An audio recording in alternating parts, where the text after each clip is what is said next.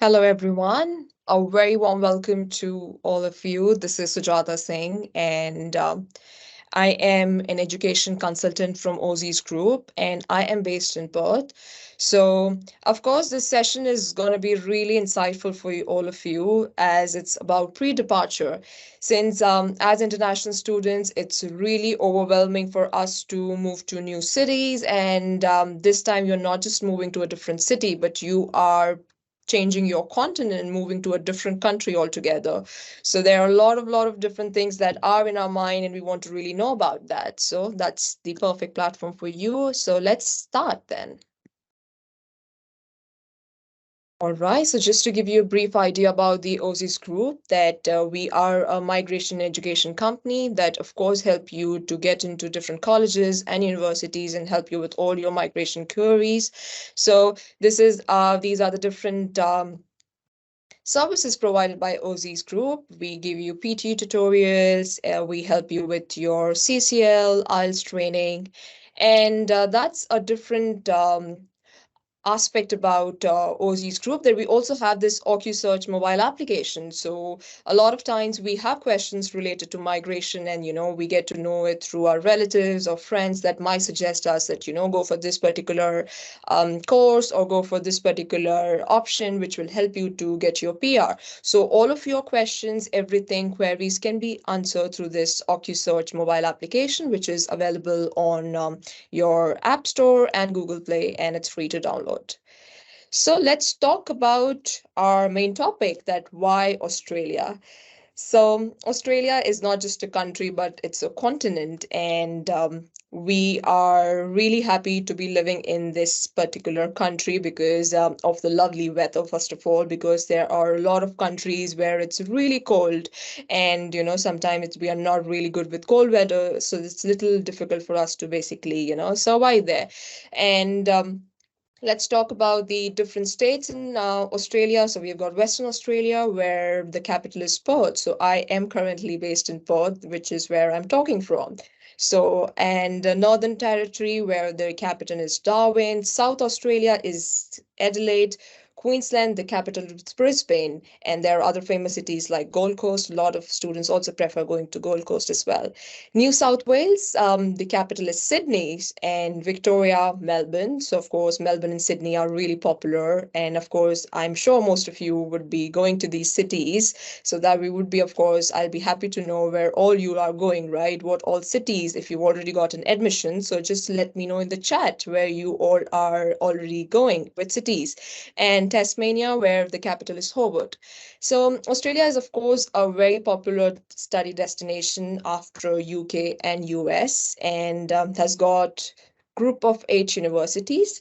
So just to give you a very brief explanation of group of 8 universities, it means the top universities of Australia, which has a world ranking of 100. So they fall under 100 top universities in the world. And they are like University of Sydney, University of Melbourne, University of Western Australia, Monash University, a few of them. And if you talk about work rights in Australia, Australia has tremendous work rights as compared to other countries. And I think Australian government was really supportive for students during the COVID time, that, they gave special work rights to students where they were allowed to work full time. Irrespective of what job they are doing, what course they are studying, they can work unlimited, which is something which is quite different as compared to other countries, isn't it? Because in other countries, you have a cap of 20 hours per week, but it was really different in Australia. But of course, from July 1st, there will be a cap on working hours, and it will be again retained to 40 hours fortnight. That means you can work 24 hours per week. And also, Australia has a very beautiful concept, which is the Fair Work Ombudsman, which means that if you feel that you are being exploited at your work, exploitation means if you are basically paid less than the national average, then you can, of course, raise concern for that, and you can say that, I've been paid less, and you can just address that issue. So there is a proper website where you can go and check the, a wage for the job that you're doing. And if you are being paid less than that, then you can raise an issue. Now comes a very important thing, which is accommodation. So, of course, when you are moving to a different country, the very first thing, you need a roof on your head. You need to fix where, you will be staying, with whom you will be staying, and everything. It needs to be planned in advance. Since Australia is a really popular destination, we have students, from across the world. Every year we get thousands of students across the world. So there might be an issue of accommodation. So it is advisable that you book your accommodation in time as soon as you apply for your offer letter. And now comes the question where all you can apply, what kind of accommodation are available in Australia, which I think would be quite different from other countries. So I would also love to know where all have you guys joined in? Is it what all country? Where are you coming from? Just let me in the chat. I would be happy to know what all countries. So looking at the accommodation pattern in Australia, you have things like not just accommodation, because a lot of times students have this mindset. They think that, it's only student accommodation, accommodation, or let's say private accommodation are available. But in Australia, you have this big parameter. You can also stay in homestay, which means you will be staying with host family. It can be an Australian family, or it can be the public resident people who are already staying in Australia, so you can stay with them. It's a really good way to get to know about their culture and make friends and family. So of course, if you're staying with a family, you get that family vibe, right? And you feel that, you're not away from your family. So homestay. Another thing would be residential. That means you will be just staying in a suburb with your flatmates. You rent a house and you start living with them. University managed accommodation are, of course, managed by the university. And another option, if you don't find anything, worst case scenario, if you don't, find anything, the best thing would be hostels, Airbnb, and hotels. But of course, hotels tend to be expensive. But let me tell you, I think Airbnb is a really good option if you don't find anything, because they're not too expensive. So you can go for that. But it's, of course, a short-term accommodation. You can't really stay in Airbnb for a long time. And managed student accommodation is a different concept here in Australia, which means that you live in a co-living accommodation. That means a place where working professionals are living and students are living. So it's like a co-living space. And it's a beautiful concept, you get to make friends and you feel that, you're part of a community and not just going to uni and coming back. So you feel very inclusive in that matter. Now comes the question that where you can book your accommodation. So this is a website, flatmates.com, to rent a house. Now comes the question, cost of living in Australia. Of course, when you're coming here, you need to be sure how much are you going to pay for your rent, for your bills. Is it expensive, not too expensive? Let's have a look. So, of course, if you're going for accommodation like studio, it is expensive. So studio means where you have your own toilet, your room and kitchen. It's your private unit, so it tends to be expensive. It can start from 320, go up to 410. And if you're going for shared accommodation, university, it's a little cheaper. And one beautiful part about the university accommodation is that all of the bills, basically water and electricity bills, are included in your rent. So you don't have to pay additional for that. Whereas if you're going for a private accommodation, if you're renting a house, then you need to pay additional bills for it. So the water and electricity bills are additional to what you are paying. So just to give you a brief idea here about groceries and eating out, so a lot of times students ask me that, is it feasible to cook at home or, eat outside? I would definitely say cooking at home. Of course, it's tedious task to come back from uni and cook. But once you're here after 2 or 3 months, you will really get used to it, and it will be fine for you to, cook your own meal rather than eating outside, because it tends to get expensive. So I would say that roughly, if you want to eat outside, the average meal will cost you somewhere around $12 to $16. That is like the minimum for a standard meal. So that's why I would suggest is, eating at home. And that's a brief idea about your entertainment bills, like for Netflix or TV recharge, public transport if you're traveling by bus or a train. Now comes the question about free airport pickup. So the word free excites me quite a lot. And of course, all of us are really excited about free things. So all the universities in Australia provide you free airport pickup. So you just let the university know when are you coming to Australia, and there would be someone from the university, a university representative or student ambassador, who will be there to pick you up from the airport. It's a really standard process. Sometimes, universities call you up. Sometimes they send you an email. So just keep a check on your emails. And once you get an email, quickly just fill up an application form for that, and it's done. So you let them know what time are you landing, what date, what day, and everything. You just fill up in the form there. And of course, packing is a really important part. So a lot of time it happens, our moms are like that, especially my mom. I felt that, when I was also coming first time abroad for my studies, my mom was telling me, just pack this, take this thing with you and everything. So I wanted to just, control her that no, I cannot, carry all of these stuff with me. I need to be really mindful what I can pack.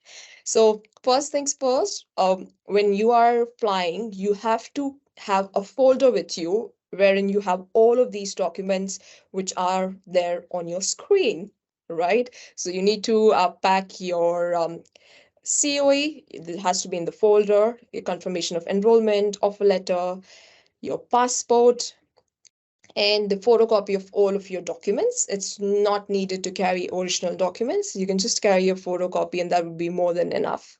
And your driver license. So if you have a driver license, a lot of countries' driver license is valid here in Australia. You can drive on that license. So especially if you talk about Indian license, yes, it is valid in Australia and you can drive your car here. And for other countries as well, there are different things, but yes. And pack just basic things. Of course, there is a tab on the luggage as well. So different airlines will have different tab for that. So just check with your airline before you pack your stuff, because I don't want you to pay those heavy charges, extra baggage charges. So just check how much luggage is allowed. Sometimes it's 20, sometimes 23, 30, depending on your airlines. So just basic clothes. Stationery is a little expensive here in Australia, so I would recommend you to just, pack some pen or basic diaries or stuff if you use that. But nowadays it's more digital, to be honest. I don't see myself, using a lot of stationery here. Even when I was studying, maybe 3 or 4 years ago, I would not use that. So it's all about your laptop and homewares. So don't pack too much stuff like, blankets or spoons, plates, cutleries. It's not required. You can buy it here. There's a place called Kmart here, which is quite reasonable. Cheap products, good quality. You can buy from Kmart, or you can buy it online. So on Gumtree, so a lot of people sell their secondhand items, so you can buy it over there as well. Now, since we have already discussed about what to pack, now comes the question what not to pack. So Australia, it is a little tricky part over here. Other countries, let's say UK, US, are real strict, but not that strict when it comes to, what you have in your bag. But in Australia, these things are really, really important because it has a strict biosecurity thing. So completely no to all of these things in your luggage.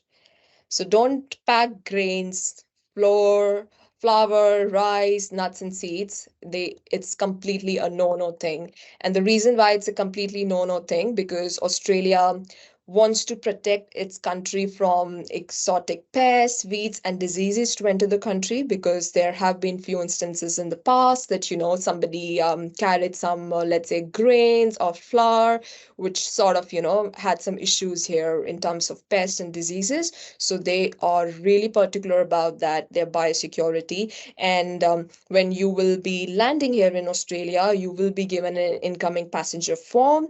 You have to strictly mention there what all things are you carrying with you. So sometimes it happens that, we just might not read it properly. There's a lot of excitement or maybe nervousness entering a new country. So we might just, take off something which is there in your bag and you say that I don't have it. So you just take off, which is wrong. So you have to read it very carefully. You can't carry any meat products, dairy products, grains, or any plants with you, which is completely prohibited. And if in case you are not able to declare things properly, even they'll ask you, even in the immigration, if you do not declare, then you have to pay heavy penalty for that. So it's a big fine of somewhere around $2,000 to $3,000. Now comes to the question about your lovely university. So of course, if you're coming to Australia to study, you have to basically keep these things in mind. First of all, don't be lazy. Just check your emails. So whenever you're receiving any emails from the university, read them carefully, because they are for your good and will have valuable information that you have to keep in your mind. And also, a lot of universities in Australia give you this privilege of booking your timetable for the classes according to your wish.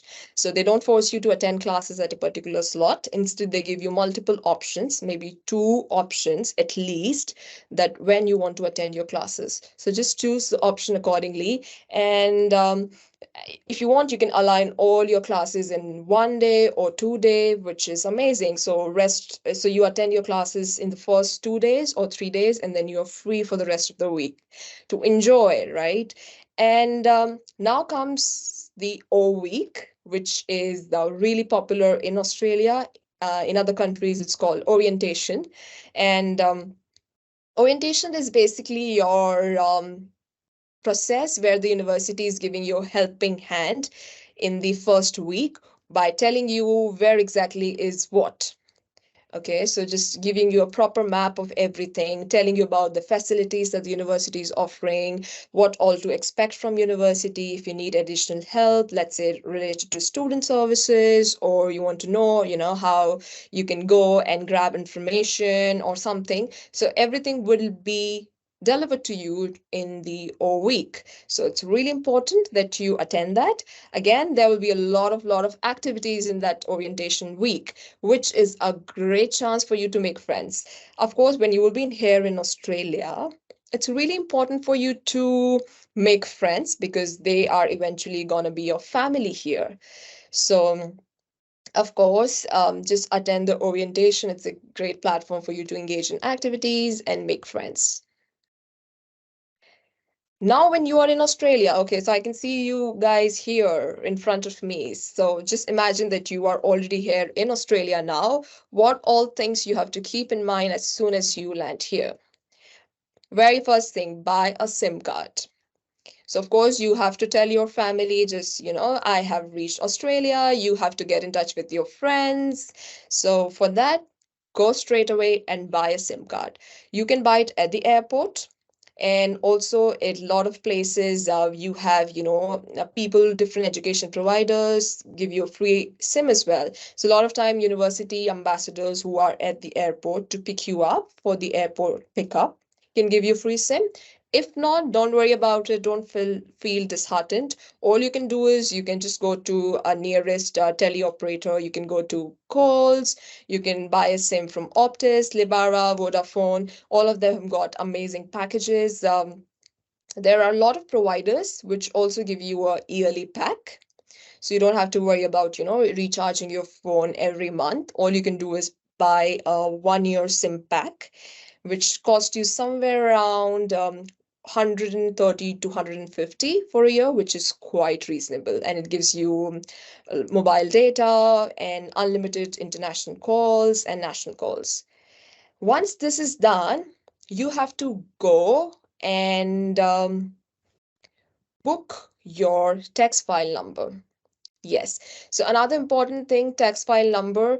Before that, one more important thing. You will need your SIM card and mobile number for opening of bank account as well. And you will also need it for your TFN. So TFN is the tax file number in Australia. And in other countries, it's known by different terms. Let's say in UK, it's known as the national insurance number. And you need this number to start a part-time job. So of course, when you'll be here, the very first thing that will come to your mind is that I need to start a job and earn money. So for that, you have to buy a SIM, file a tax file number. Right, so it's a unique number which will help you to lodge your, basically, file your tax and everything. And also, that's a beautiful process here in Australia, that it's a progressive tax system. So if you're earning more, you are paying more. If you're earning less, then you're paying less tax. So of course, people who have not earned quite a lot, they will be getting their money back. So the tax is actually deducted from your salary automatically. But if you earn less than a particular amount, your tax will be returned to you. So that is beauty of Australian taxation system. Now comes about the topic about opening a bank account. Yes, so for bank account, again, you have a lot of providers. You've got Commonwealth, Westpac, NAB, ANZ, and documents that you need. So of course, when you are going to open a bank account, you have to book an appointment. So you can't really walk in because, of course, there are limited number of people, who are serving you. So you need to book an appointment first. And once you go there, carry all of these documents with you. And so they will just need your passport, PAN card, your phone number, current visa, or whichever visa you are on. And if you are a student, they will ask for COE. And if you are working somewhere, if you are so they will need the employer letter, right? Or your confirmation of employment. So that is what they will be asking for. So these basic documents and public transport. Yes. Um, it is really important for you to use public transport here in Australia if you want to move from one place to another, since it's a really, really big country. And sometimes, it takes about 1 hour or more than 1 hour to reach from one place to another, even if you're taking a train, because Australia is quite big. And it's fun. You really enjoy traveling here in Australia, looking at the beautiful scenic beauty and the weather. And you can use a bus, you can use a ferry, or you can use a train to commute here in Australia. Very first thing, you need a travel card. So the beauty of travel card is that you don't have to pay for your tickets and all the time. It becomes really handy for you. So what you do, you buy a travel card. It's you don't need any documents, nothing. You just go to a train station or a bus port in Australia and you buy a travel card. What you do after that, you top it up. So you just put a balance in it and you top it up. And if you are hopping into a bus, if you are catching a bus, you tap in when you enter. And when you get out of the bus, you tap out. So that means they will calculate the journey from where you got into the bus and where you got off. So you will be paid according to that. So nothing more, nothing less, just for your journey, which I love it. And it's applicable, the travel card, for all of the three things: the ferries, buses, and trains. In different cities, it is called different. So I live in Perth. In Perth, we have a beautiful green card, which is called Smart Rider. In other cities, it is called Sydney, it's called Opal.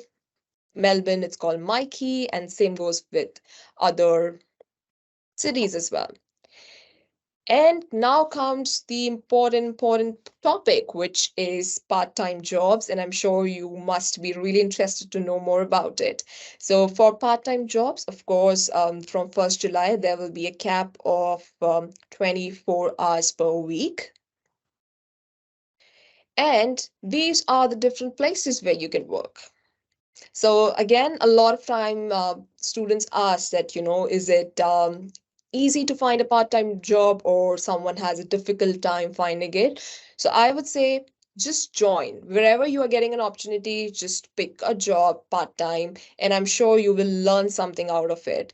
Don't try to go for any professional job, even if you're coming from a professional field, right? Maybe you've done a bachelor's or you already have a work experience, and you might feel that, why am I working in a cafe, or why am I working in a retail store? That's not corresponding with my knowledge or my work experience. That's absolutely fine. It's just a part-time job that you're supporting yourself for your studies, for your living expenses. Even if you're working at a cafe or a restaurant, even like in a retail store, you learn a lot. You get to interact with people, the localites, you improve your language. If you're not maybe very good with English, you improve your language, you improve your communication skills, your presence of mind. Of course, when you are there in a cafe or restaurant or wherever, you need to be very much on your foot, right? So you improve all of those skills. And different places where you can look for Indeed, Seek, online platforms, LinkedIn. I would highly recommend LinkedIn. It's a really great platform. If you don't have a profile on LinkedIn, do make one before you come to Australia, right? And then, of course, you can go for walk-in and references. So walk-in means all you have to do, just print out 10, 20 pages of your CV, right? And go to different places, just walk in and say that, I'm looking for a job. These are my basic skills, and I would be happy to work for you guys. That is walk-in. It has 80 to 90% success rate and references. So if you have a friend or a relative already working in the field, then of course they will be able to help you for finding a job. So the minimum pay rate has increased now. Earlier it was 21.38. Now its minimum is 23.3. That is your minimum salary that you will be getting per hour. And let's say if you are, so there's a concept here in Australia, which is again quite different from other countries if you compare it with UK, US, or Canada, because of course, when it comes to top education providers across the world, these four countries are always there on the top. So in Australia, if you are working part-time, you get little less wage. If you're working as a casual, always go for casual because you get better pay. Of course, it's a little difficult to get proper shifts, but then the pay is good. So it's 29 to 30 per hour. If in case, again, they value your time, so they understand that on weekends you would want to spend time with your friends or your family, and you want to go out and enjoy your time. So if you're coming to work on a weekend, they pay you a little extra. So instead of 29.30, they pay you 34 or 35. And if it's a public holiday, let's say it's Anzac Day here in Australia, or it's the Republic Day, National Day in Australia, you get just the double pay. So supposedly if you're getting $30 per hour, you will get $60 per hour. So that's a lot of money. And that's the beauty of Australia. I really love about Australia. If you talk about lifestyle, of course, you must have seen a lot about Australia in people's blog or some movies. You might have heard about Australian lifestyle through your friends and family. And but let's dig into it, see how is the Australian lifestyle like. So Australian lifestyle is little laid back, and it has got beautiful beaches. So Australia is known for its beautiful beaches, and of course high UV radiation as well. So a very important thing that we have to keep in mind, that when we are coming to Australia, we have to make sure that you use sunscreen. So people who come here, just international students or people who are new to the city, they sometimes, feel that, no, it's not important for me to apply sunscreen. I'm just fine. I did not apply it. I did not apply it when I was back home. But no, here you have to apply sunscreen because the UV radiations are really high, and which is second highest in the world. So you need to apply sunscreen to protect yourself so that you don't land into trouble and get skin cancer or anything. And just apply sunscreen, use protective clothing and everything, and you'll be fine. So camping is a really popular concept here in Australia. So people like, some people would prefer outdoor lifestyle, going for camping or surfing, will definitely love Australia. And we are really looking forward to see you guys who are coming to Australia, that you get a chance to come here and explore the scenic beauty of Australia. So that's all from my end, and I'll be happy to have any questions from your end, and will be happy to answer them. Thank you, Sujata, for this wonderful presentation. And thanks to all the participants for joining us today. Um, Before we jump into questions, just a little thing to mention that for active participation during the conclave, we have an opportunity to win $100. So you can ensure to leave questions in the chat box, and our experts will discuss them, which I'll be discussing shortly. And let's jump on to our first question. Beautiful. One of the participants would like to know, I want to continue my education after 10 years gap. Is it possible? Yes, absolutely, it is possible.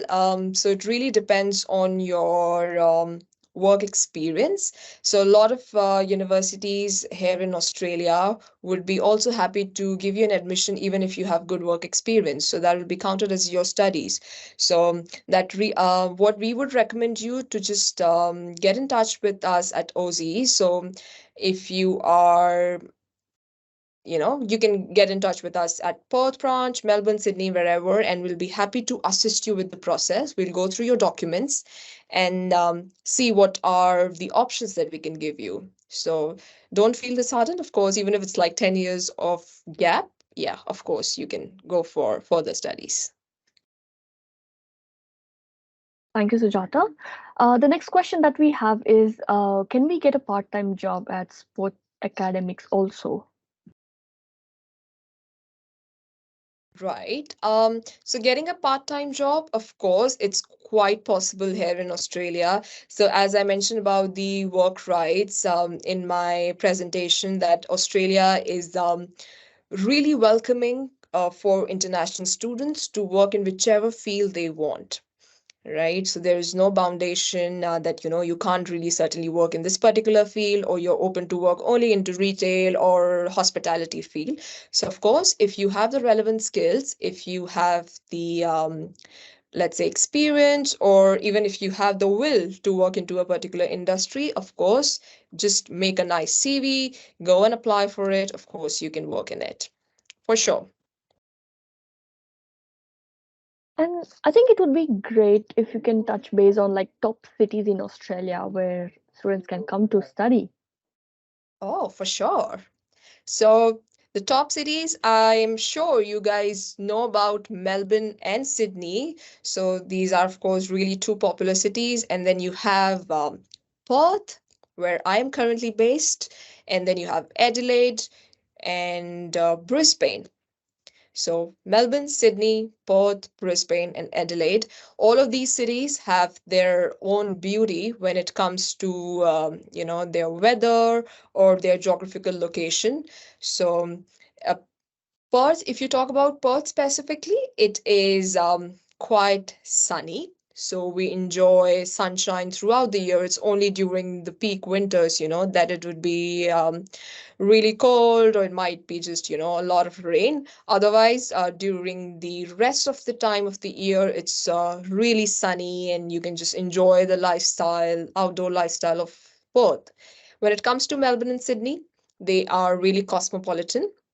So you will get to see a lot of diversity, people from all across the world, and you will get a vibe of, let's say, a little bit British vibe as well. So that's part about Melbourne and Sydney. If you talk about Brisbane, again, it's a little modern city. And near Brisbane, then you also have Gold Coast, which has beautiful beaches and it's known for its surfing. So a lot of international students also prefer to go to Gold Coast as well. So I think that's a brief idea about the cities. Do we have any more questions, Janvi? Um, yes, I think we would just like to touch upon two questions. One of Yeah, them sure. being, what would be the quality of education as compared to other countries? Right. So when you talk about qualitative education, of course, there are basically four countries that comes to our mind. So all the international students would prefer coming to four countries in general, which is US, Australia, UK, and Canada. And in Australia, as I, of course, mentioned in my presentation as well, we have got a group of 8 universities. So these universities are known for their qualitative education. So when it comes to the qualitative education aspect, which means these universities are known for their research. So there have been a lot of scholars or, alumni who've done excellent research in their domain and genre and have performed really well in their particular field. So that's how the university gets a better ranking.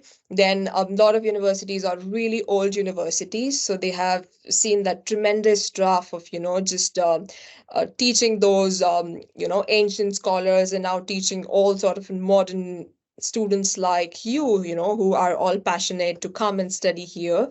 So you get all of that exposure, and on top of that, all the universities in Australia are very multicultural. So, as compared to other countries, it's quite multicultural. You get to see people from all across the world.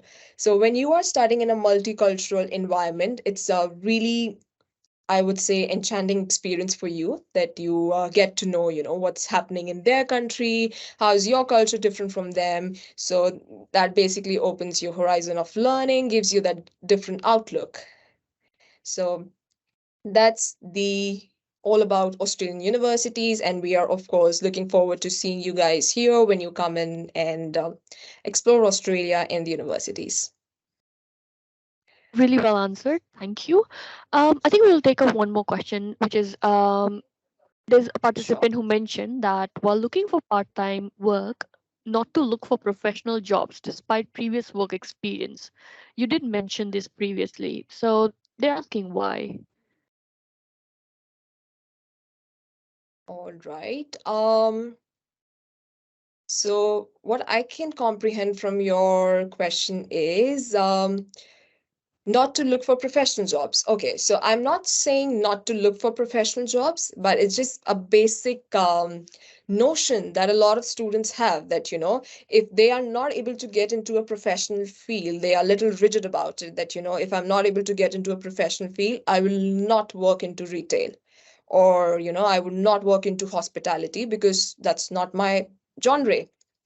And I that's something I have not done in the past, and why should I just lower down my standard and start working in a cafe? But that's absolutely fine.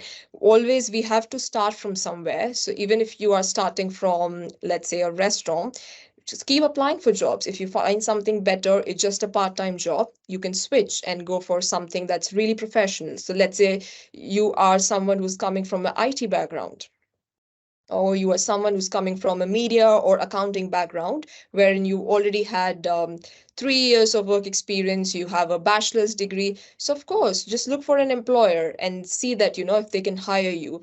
So, looking at the last 6 months or 7 months scenario, it was really easy for students to find professional roles as well because the working rights were full time. But from now onwards, from 1st July, the working rights would be 24 hours per week. So a lot of employers will basically be reluctant to hire international students into full-time professional jobs because they think that they won't be able to invest that much time and energy into the job. That is why they will be little reluctant. So that was the reason, maybe I mentioned about that particular thing. Hope that answers your question.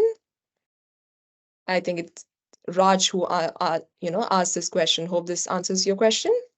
Yeah, I think that's a really well said answer because it's a preconceived notion that white collar jobs are really the best ones, especially in Asian market. So yeah, that's really Yeah. well answered. And what would you say, like, how are the job opportunities in Australia if I come like as an international student? Right. So looking at the Australian market, again, Australia is really progressive country. Australia is quite popular, but still it's a developing country. So when it comes to job opportunities, we always need people in different areas, no matter which background you're coming from, what job role you're applying for, there's always shortage of staff. So they are actually looking for people who can come and join them and start working them with them. So there will be always opportunities in your field. When I say opportunities in your field, there is opportunity everywhere. But of course, you need to be really proactive when you come here. So when you're coming here on a student visa, of course, you will be coming here for, let's say, a bachelor's of 3 years, or you're coming here for a master's of 2 years. What you need to do is that you need to be really proactive since week one. I won't say day one. Of course, you need some time to, get used to Australia and just settle down. But after, let's say, 1 week, 2 week, 3 week, you need to be proactive. Start looking for options in your field. Start looking for employers that can hire you. So you need to be proactive, just attend a lot of, workshops, seminars that your university is organizing. So there's a beautiful part again about Australia that all the universities have a career hub. With Career Hub, I mean that the universities have a team of professionals who will be helping you to design your CVs, will be helping you to design cover letters for job. So when you're applying for jobs here in Australia, you also need to send a cover letter with your application. So that cover letter needs to be, of course, needs to be very comprehensive and go with your job profile. So they will help you with that. They will also help you to improve your communication skills. There will be a lot of workshops in your university. So they will not just teach you, but will also make you job ready to enter into the professional field. All you have to do is that you have to be progressive, be very aggressive when it comes to finding a job. If you have that mindset, you are good to go and you will land wherever you want for sure. Thank you very much, Sujata. I think that's about it, the questions that we have from our participants. Um, and thank you Excellent. everyone for attending our session. And we have 5 more days of conclave. So please join us. Stay tuned for more information about various kinds of visas and even educational information. Thank you. All right. Thank you very much for joining. It was really interesting for me to share my experience with you, and hopefully, we'll see you in Australia. All the very best to you. If you have any questions, anything, just you can, of course, drop it in the chat box, or you can get in touch with us at Aussizz at any of our branch, and we'll be more than happy to assist you. So, thank you very much. Bye bye. Take care.